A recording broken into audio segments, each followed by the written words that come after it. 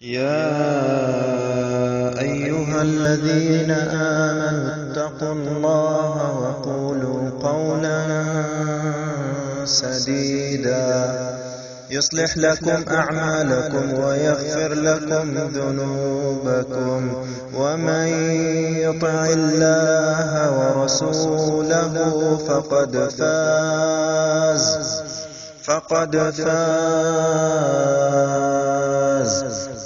فاز فوزا عظيما. إنا عرضنا الأمانة على السماوات والأرض والجبال